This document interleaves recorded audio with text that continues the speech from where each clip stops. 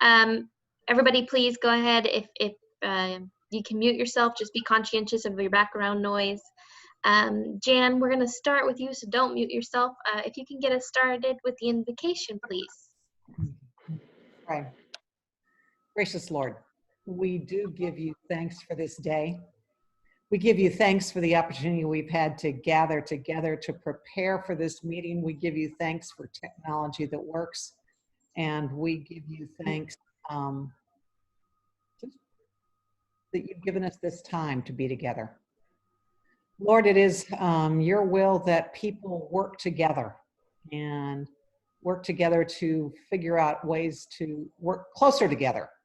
And so we pray that you will use us in Rotary and use us in the rest of our lives as we seek to heal divisions in this nation and in the world. And we ask this in Jesus' name. Amen. Amen. Thank you.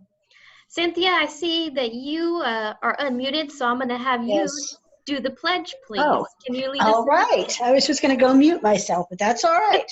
I can easily do that. No problem. Whoops. Go ahead. We're ready. I lost part of the screen, but anyway. Oh, there it is. All right. I pledge allegiance to the flag of the United, of America, and to the republic for which it stands, one nation under God, indivisible, with liberty and justice for all. Thank you, Cynthia. Okay, so I have some things to go over, some announcements to make.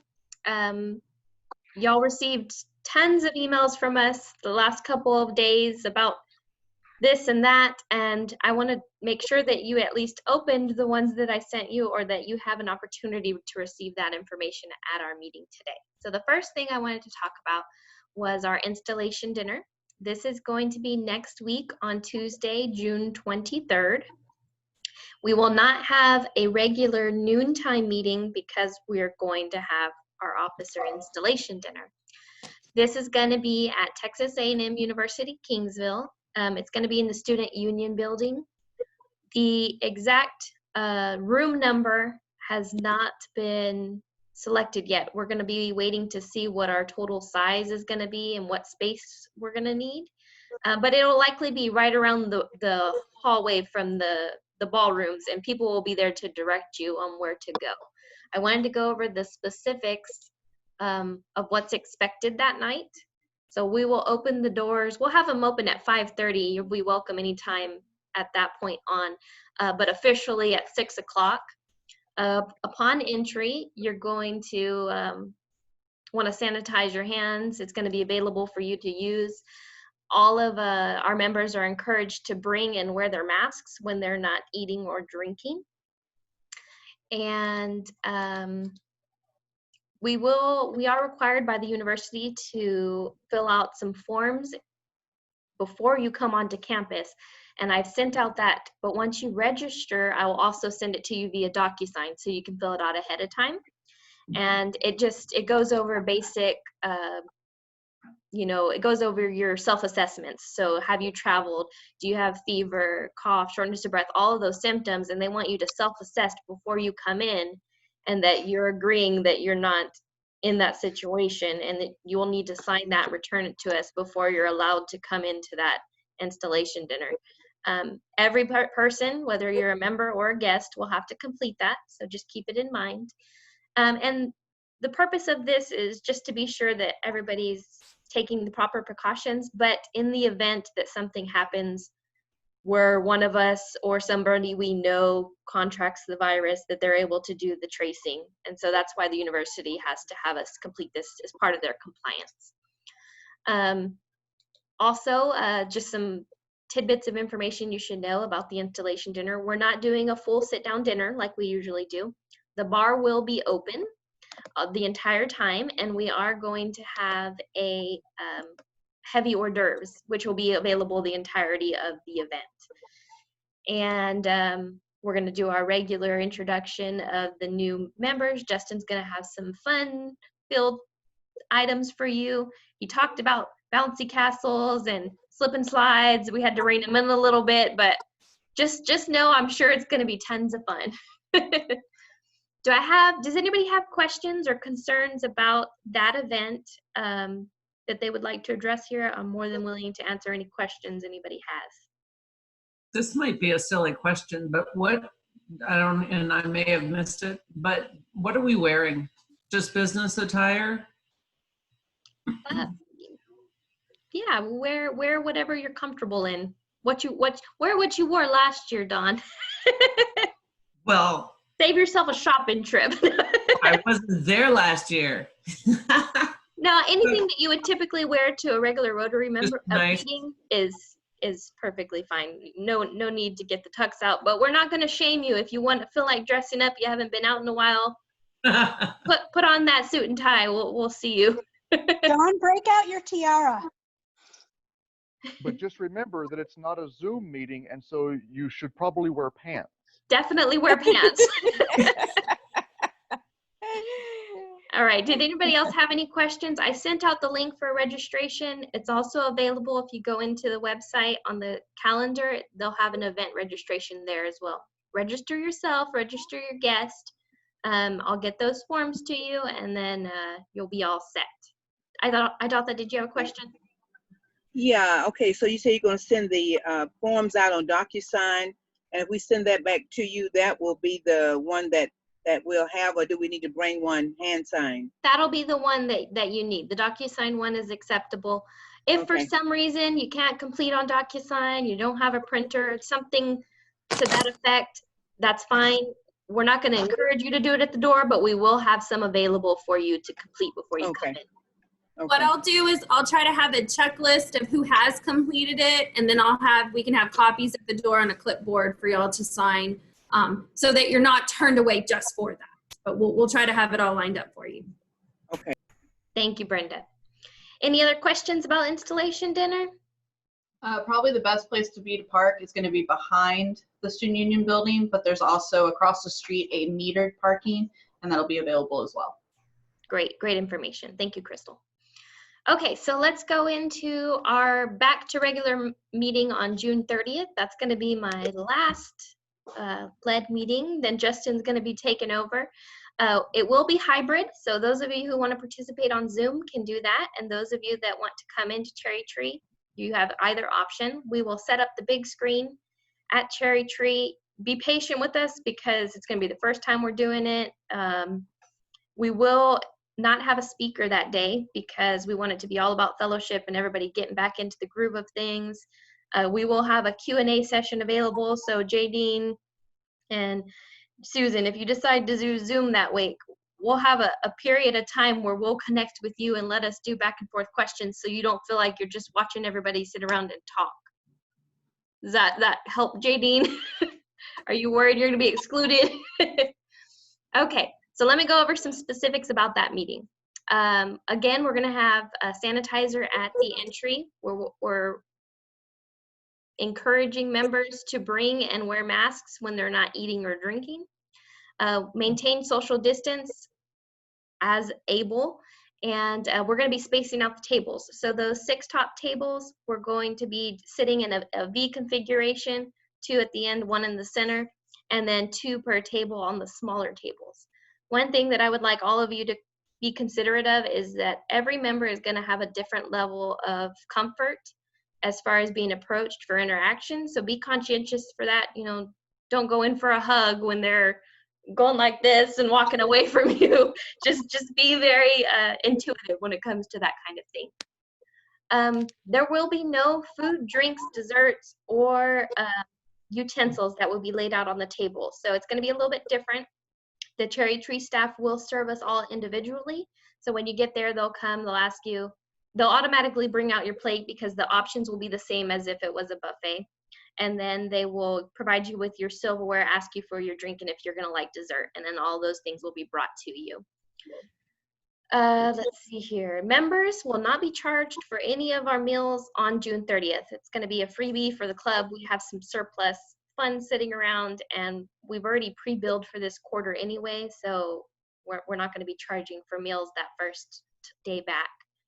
Our future meal billing through July, if you come in person to a meeting, we'll check your name off and we'll charge you just for that meal.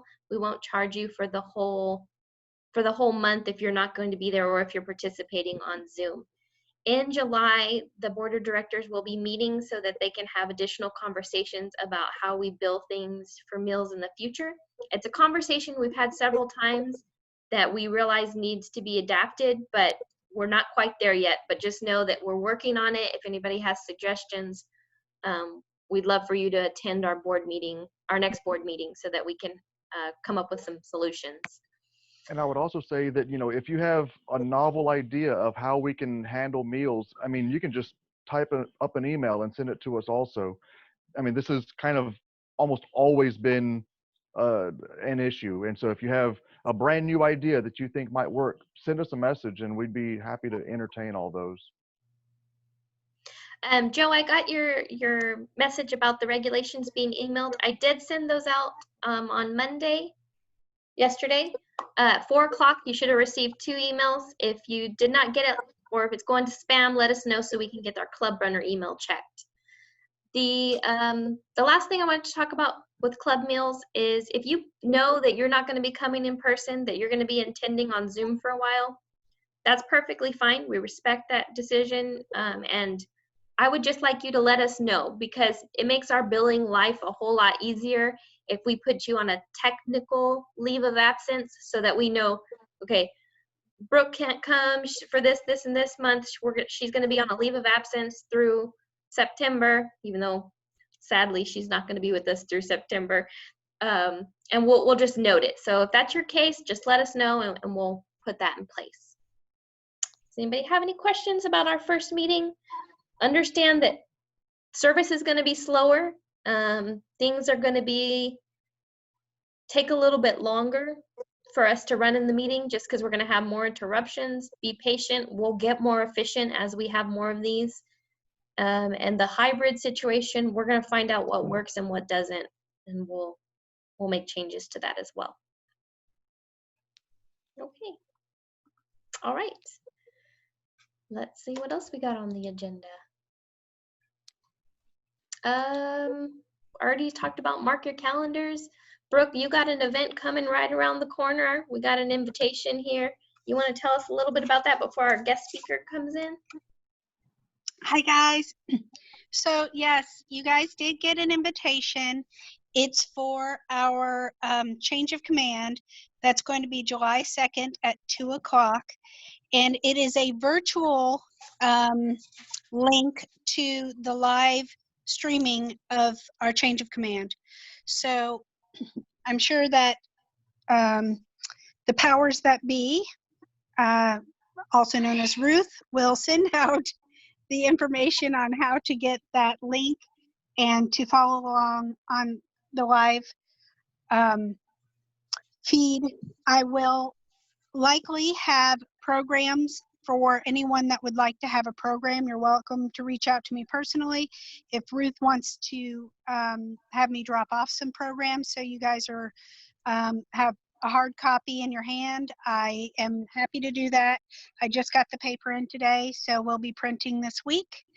And then on July 3rd, we have reserved the Salazar building to do a kind of a meet and greet.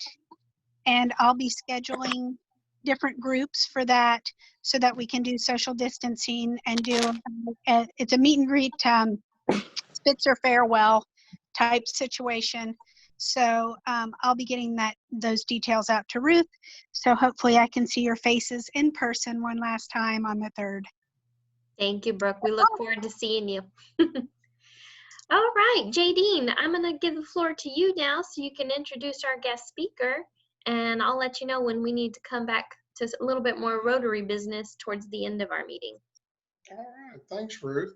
Well, it's my honor to wrap up, hopefully, what will be our last all Zoom meeting. And what a great person to do it with is our speaker, Terry Fitzwater. Before I introduce Terry and start letting him take the floor, let me remind everybody, if you would, if you have any questions, go to the chat box at the bottom of your screen and just send that question. And I'll be sure to ask Terry that question when we get to that point. And so without further ado, let me introduce everybody to Terry Fitzwater, who's the new publisher of the Kingsville Record. He came to Kingsville on April 6th from Gonzales, Texas, where he turned around a failing weekly newspaper, the Gonzales Inquirer. The Inquirer is the oldest continuously operated weekly in Texas, and it was swimming in a sea of red ink before it was transformed into a profitable, award-winning community newspaper. Prior to Gonzales, Fitzwater was the regional sales and marketing person for the world's largest newspaper company, Gannett. Fitzwater spent 5 years helping run the Midwest edition of USA Today, the Detroit Free Press, Detroit News, Lansing State Journal, and 4 other daily newspapers. Fitzwater is a 2-time colon cancer survivor and came to Texas to get out of the Michigan winters and try to make the most positive impact on the community that he lives in. He is the father of 4 children that are scattered around the United States, and he has 5 grandchildren. With that, Terry, can you hear me, and are you unmuted? Yes, thank you, Ardeen. And I had to laugh just like you did when I think about getting out of those winters. The other day it was 31 degrees for my second youngest, well, my youngest daughter. She's number 3 in the pecking order, and it was 31 degrees. And I thought, oh, hell no, there is no way that I could do that right now. I've become Texified to the heat. Well, Terry, if you can, and I don't know what your camera is doing, I don't know if it's possible to bring it a little bit closer to you. We've got you at my screen, because this is, I've used, for some reason I got a side shot. I see myself from the side. I wonder where this camera is. All right, it must be over here. Perfect. So that's where we want you. Okay. Excellent. All right. So we got, is that better? That's a lot better. Terry, okay. Go ahead and start with us about how you came to know Kingsville Record and how you got here. Well, it's kind of a, oops, some just went dark there.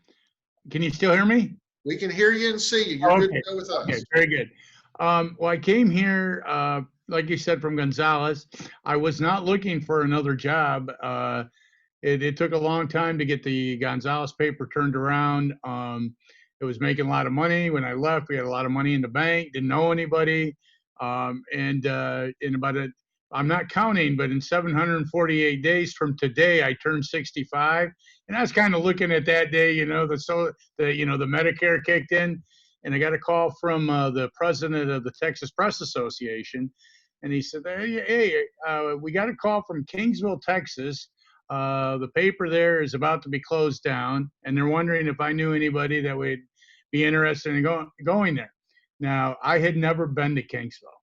So I got a call from Brad Womack, and he said, would you be interested in listening? And I said, well, my daddy always taught me, always listen. I said, but I got to be upfront, Brad. I'm not looking to make a move. They got some good things going here, and made a lot of friends. And, I'm going to be 63 on July 3rd when Mrs. Spitzer leaves. I just get that's another clock ticker for me. But long story short, they came to Gonzales on a Sunday. A couple of gentlemen interviewed me, and I was offered a job on the spot, and I turned them down. And I said, I have never been to Kingsville.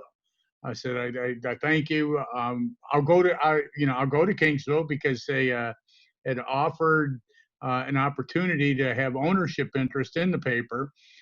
So I came to Kingsville on a weekend, and our illustrious mayor, Sam Fugate, took me around and tried to sell me on the place, and I heard what kind of a bad golfer he was, so that kind of helped it too. So I went around, and the next day they had a meeting at the Clayburgh Bank in the boardroom, and a lot of the members of the Industrial Development Corporation were there, and for 3 hours, I was kind of on the hot seat, and they asked me the questions, and again, they were offered the job, and I said, I got to think about it.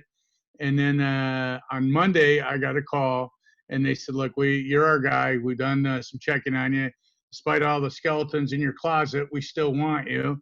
And so then they made the firm offer on the possibility of getting sweat ownership in the operation. So that was kind of the thing that clicked, and I thought it would be exciting to be in a town close to the Gulf with A&M's resources here, and you know, being an old jarhead, you know, being able to like, give the Navy a bunch of hell out there, you know, so it sounded like a good opportunity. The gal I was dating back in Gonzales said, "You need a challenge. You're just getting old, fat, and boring, and you need something to to drive that engine again." And so here I am, and yeah, when I got here, I didn't know it was the paper was in as bad a shape as it was in. Found out the very first day we didn't get any records from the King Ranch. They offered their support, but there are no financial history. I had no idea who we owed money to, who was billing us. No record of who our advertisers were before the pandemic hit. So it became as I've told people that have asked me how things are going, they said, "Oh, this is the toughest job I've ever had." It looks like you've had some opportunity. You you know, with only 2 months, I see you got some things on your shelf back there. Have you had an opportunity to kind of get settled in, or at least to look around and see who's billing you, what's going on, and get a lay of the land? Yeah, I have, and you know, with the pandemic, at first, you know, I think one of my best assets is being able to go out and meet people and start building a rapport. And as you know, in sales and marketing, a lot of that's relational, but not being able to meet them, it's able to come in and look at and analyze our internal processes. And I'll be, you know, and I'm not afraid to tell anybody this. Last year, the Kingsville Record lost almost $250,000. And and I found a number of things they were doing that we didn't need to do, like over order papers. We were buying color.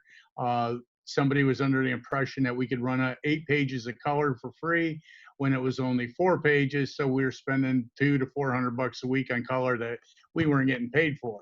So we eliminated some of those things. Honestly, right now, I have on my board that we've cut about $200,000 in operating loss in the first 2 months. We're still looking what at. do you say it takes to run the paper in a year? Well, I have it on my board, and I've shared it with the employees and some of the people from A&M who've come, because I look at them trying to create a good partnership with the university. Our expenses last year, as I look at the number, was about $425, maybe $450,000. Our revenue was about 200 to 225. We weren't selling anything. Our sales effort was pretty pathetic. If you didn't walk into the building and give us an ad, we weren't going to get an ad. So we have changed that in 2 months. Now I'm looking at the revenue expense figure is probably in the neighborhood of 400,000, and our revenue figure is at about 346 to 350. Now there's other things we can do that we are going to be moving out of this office. We're going to be partnering with the Chamber of Commerce, EDC, and Texas A&M, the Wilson building downtown. We are all going to share that building, where the university will have a boardroom on the right side of it. Manny and I are going to split the cost of the other side. So out of the projected loss that we're showing now of 50,000, we're going to whack 20,000 off our rent and utilities, right, by just that simple move. Jerry, how does that flow with the cost and the income? How does that fare for a local newspaper about our size? Well, we need to get our revenue up. We have opportunities for single copy sales. We were giving away a lot of, like, you know, and it probably sounds really callous, but we were giving away free obituaries. I mean, we were paying for the color on them, and it's like, now you know, if you die, I'm sorry, you're going to pay for your own death in this paper. You know, we'll say, hey, you know, Terry Fitzwater died today, and here's where the services are. That's free. But if you want to list your relatives and stuff, that takes space, time to do for us, and we got to charge for that. So, ironically, obits is going to be one of our revenue streams that we're going to see some increased revenue. We've got a full-time salesperson here who knows the community. She had sold for the paper, has great contacts with job printing options. So I expect our ad revenue to increase. our job printing to increase.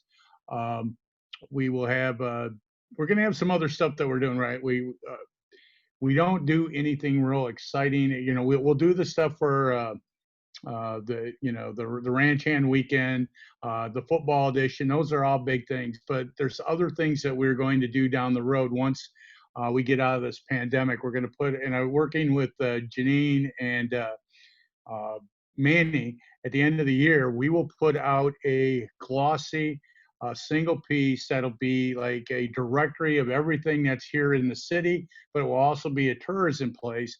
And most newspapers, when they do their community guide and tourism piece, they'll pass it around the community.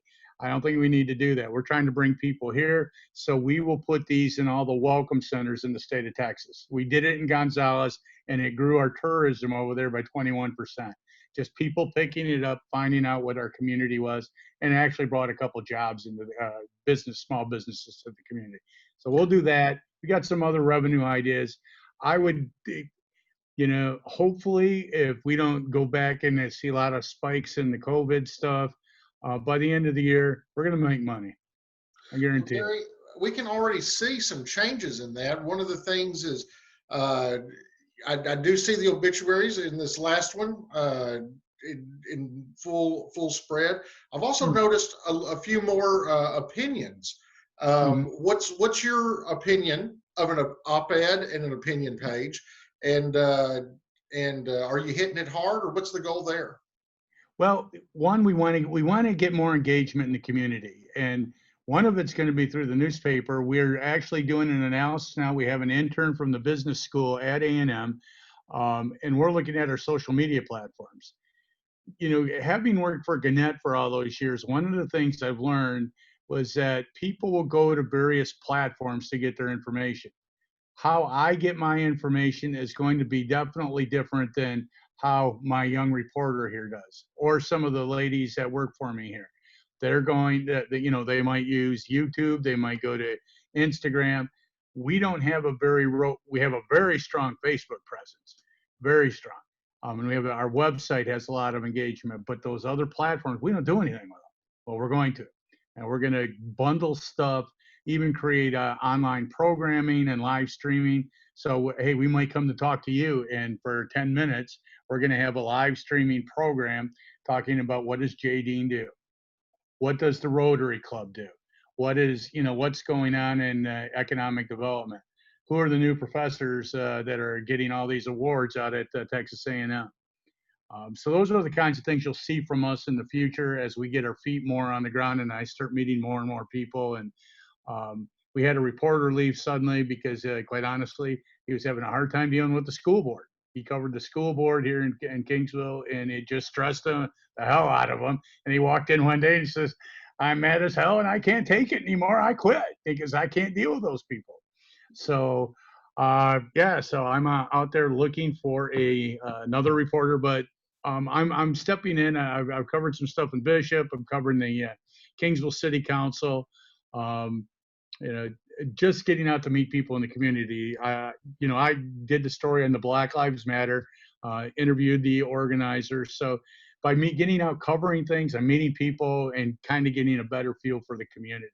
Well, staying on the opinions and expanding with that, I've noticed that the paper has started to have its own opinion, and I don't know if that's something that's new to me because I'm kind of new to the community. I've been here about 6 years.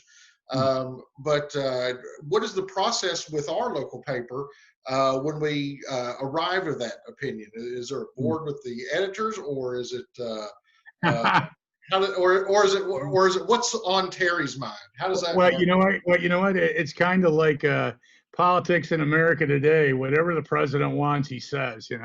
But that's and we couldn't be further apart on some of that stuff. But with that being said and done, it's trying to get a feel, listening to what people are saying. I get a feel from when my staff comes in here. People come in, tell me things are going. And like this week, we'll have a thing, my editorial, and I write the editorials along with my weekly column. But this week, it's like we need to really start refocusing on what we're doing with this COVID stuff. because we don't want to go back to lockdown. You know, the stuff's out there. We're seeing the numbers rise, and they're frightening numbers, and we got to take it serious. So let's refocus on, you know, maintaining social distance, washing our hands, wearing masks, and just so that we don't go backwards, so that we can continue to, you know, re-engage in the community. But yeah, you know what, but when I'll be honest with you, the best home run I hit with after being here for a month, it's like, what are they doing over there with the school system? When you hear the university, the city, economic development, the business community saying, you want to know what's holding this town back? Our school system. And that to me is just the most shocking and shameful thing that you can do. It's about the kids, and it's about the faculty that teaches those kids, and to have these political games going on, that's got to stop. It's got to stop right now, because it's going to put Kingsville behind the 8 ball in the long term. If we don't get some more jobs in here, we've lost 2,600 jobs in the last 10 years. You know, our population is slowly decreasing or is flat. That's not a good sign. I mean, we've got opportunity. We're close to the port of Corpus. You've got you got the water within 15 minutes from here for fishing and recreation. You've got A&M, which is the other thing I found out about the paper. They didn't have a relationship with Texas A&M. There's so much over there, and that was my top priority. I've met with Dr. Hussey. I've met with Brad Walker. I've met with the journalism department, the business school, and we are creating there's going to be some exciting stuff the community is going to hear that we're going to do with them to try and grab their brain power that we can utilize for, one, changing our social media, but not just for the newspaper, but for the community, so that we can extend our presence instead of just Clayburgh County. There's no reason why we can't be talking to people in Houston and Brownsville and Victoria all at the same time. And that's kind of a new approach for newspapers in Texas. Well, then let me ask you that, because including other people from different regions, I'm going to ask you one of the questions first off. Will the paper continue to be printed in Corpus Christi? Is there any chance that we'd ever be able to bring that here? And as far as readership, what should our subscription rate be? About how many would you say we would need to break even? Well, I think we can break even with where we're at right now, because I think we have. Oh, did I lose you? No, we're here. We got you. Okay, my screen went black. Okay, oh, there we go. I just had that. Yeah, it just went dark on me. We can, we're doing about 2,500 paid papers a week. We were printing over 4,500 papers. So when I tell you we cut some costs, when I went back the first week to help them label for our subscribers here, it's like, what are all these papers doing here? Well, and there was a reason that they were doing it. It wasn't a good one. In fact, it was criminal almost. But so we cut the press run back down to where it's, this reflects in what we're actually doing. So not printing 2,000 extra papers a week. So you can see that there was tens of thousands in savings just on newsprint right there. And as far as Corpus, will we stay over there? Is there any cost savings with that?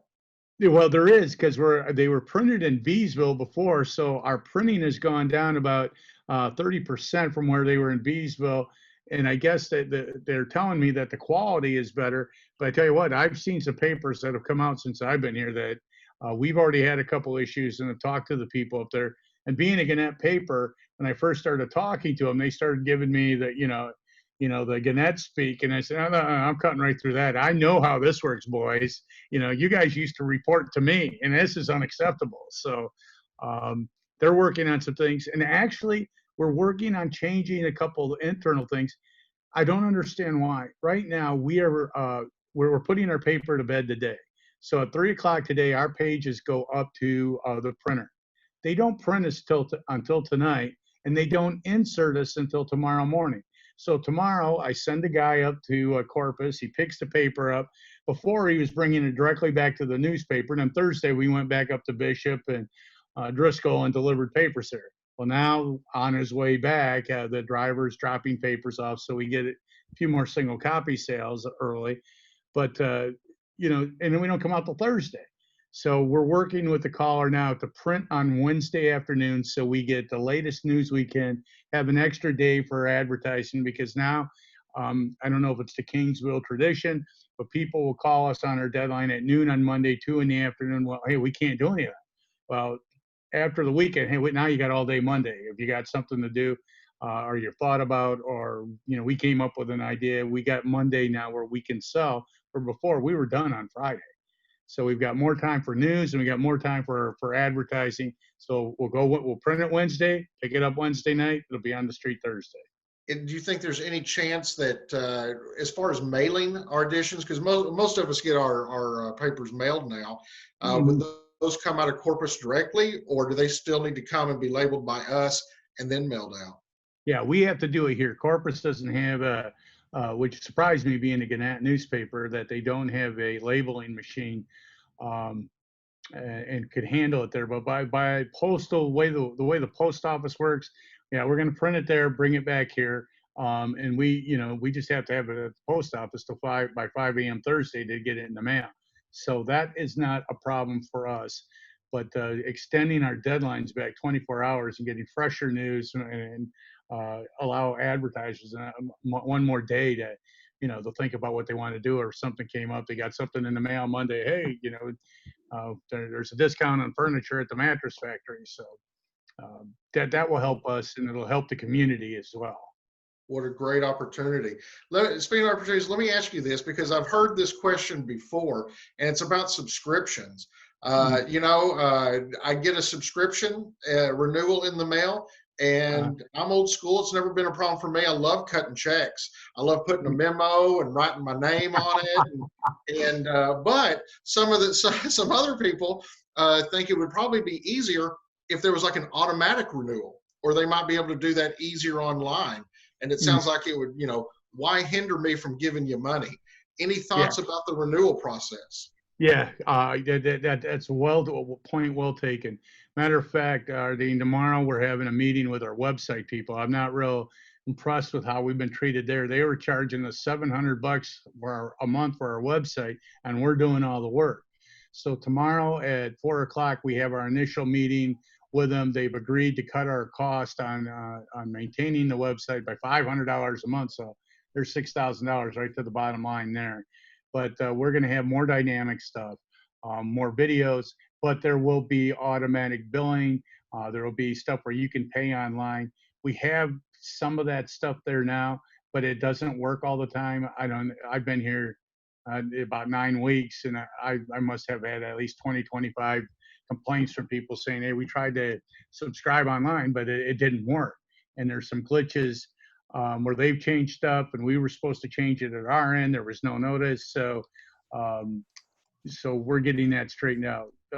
They say it'll be about 60 days before we get everything done the way we want it to. And I've got a lot of new people here. I got a new sales manager. I had a person in circulation who was basically filling an empty chair. And so I brought another person in so she can handle the circulation billing, but she's also out there doing some inside sales. I don't know if you noticed, we have a business card directory now. Almost every newspaper has a business card directory. We didn't, so she helped sell that. So we're generating revenue from that chair. She can do layout, she can do page design. So we're cross training so that if somebody's out sick, we can still get the paper done, and everybody knows what everybody else is doing, which makes with all the cross training and sharing resources and keeping costs low. Am I overreaching? And when I ask the question, is there any chance of going to bi-weekly again? I don't preclude that idea, because given the size of the city, is it possible? Yes, it won't happen in the next year. We have got to rebound, and we've got to put some money in the bank. When they honestly, Brad and the board asked me, hey, we've lost a couple $100,000. How long is it going to take you to do it? And I said, well, I don't know. Let me see what we got. If we can make money by the end of this year within 8 months, I've jokingly told Brad, I said, the statue that you're going to build to me outside the King Ranch as I wanted it in gold because I when I got here, I didn't think we even had a chance. But the numbers are the numbers, and we got a shot. And if we can make the numbers thing, we're only looking at generating between inserts and display advertising $3,500 a week to almost break even. Where I came from in Gonzales, a town 1/4 the size, in a more isolated spot, we were doing $5,000 to $9,000 in advertising, not counting classifieds. If we do that here, oh yeah, we'll be a twice a week paper, and there's no reason we can't do that here. Well, Terry, you've got a lot of moving parts, and it sounds like a plan. I know your girlfriend said, you're getting old, fat, and boring. Well, at least you're interesting now. I don't know about the first two. I look forward to meeting you in person, but you definitely got the last part fixed. I know you're a Rotarian. I won't spoil everybody with all that information yet, but I will say this. Brad is a Rotarian. You've got some publishers that have been Rotarians. And I look forward to you and Manny when you're at the new building to walk across the street and join us at the Cherry Tree soon. Well, I'm looking forward to the Cherry Tree because that dinner that Friday night that Sam took me around, we had dinner at Brad's house, and his wife had gone in and brought a lovely cheesecake, strawberry cheesecake, and that's my favorite dessert. So I got fatter real quick that night. Well, real Terry, quick. I can't wait to get back there. Thank you so much for presenting with us. It's been a long time coming. Good luck with you, and we look forward to seeing you in person. With that, I'll transfer it back over to our president. Thanks, Terry. All right. Thank you for the opportunity, and please help support us. I appreciate it. Thank you for the time. Thank you. Real quick, I'm going to share my screen with you. We have the Paul Harris Weekly Drawing winners to do, and then I'm going to pass it over to Justin so he can inform you about any district events we have coming up. So our first winner is me. It's not rigged, I promise.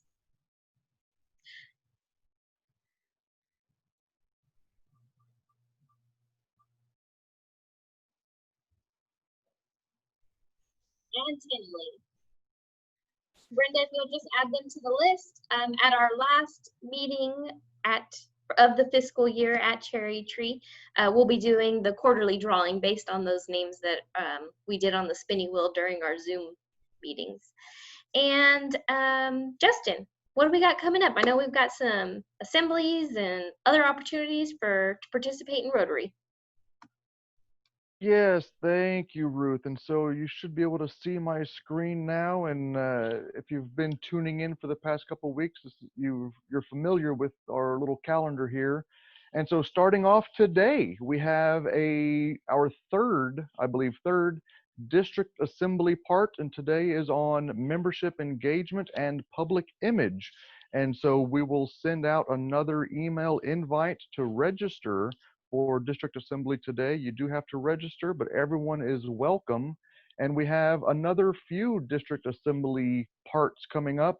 You should have gotten those emails directly from the district. And we are not afraid of hitting that send button, as you found out yesterday with the 14 emails that you got. And so we will send you more information on that. And if you're wondering why I'm always wearing a Hawaiian shirt and why Jadine and I forgot to match today, it's because today is our last meeting before our international convention. Now, of course, this was supposed to be in Honolulu, where Brooke is headed, but we will have a virtual Rotary International Convention. You do have to register for that, and that kicks off this Saturday, 8 a.m. Central, and there is literally a week full of events and information and fellowship and knowledge. And so don't forget to look at that. Of course, we have our installation on Tuesday. We have the district installation, of course, via Zoom, and that will be the last Saturday of the Rotary year on the 27th. And we have a few more Rotary Leadership Institute offerings coming up shortly. And don't forget, our first official event of the coming Rotary year is a 4th of July project that Danny will be informing us more details about. That will be coming out shortly, but we're gonna hit the ground running. Anybody have any questions on any of that? All right, thank you so much. Back to you, Ruth. Thank you, Justin. All right, well, that's going to wrap us up at 1 o'clock on the dot. So thank you all for attending. I'm going to leave our Zoom open for anybody that wants to stick around and have fellowship. Don't forget, next week we won't have a Zoom because we're going to have our installation dinner that evening at Texas A&M University, Kingsville. And then the following week, we'll be getting ready to go back to Cherry Tree and a hybrid Zoom.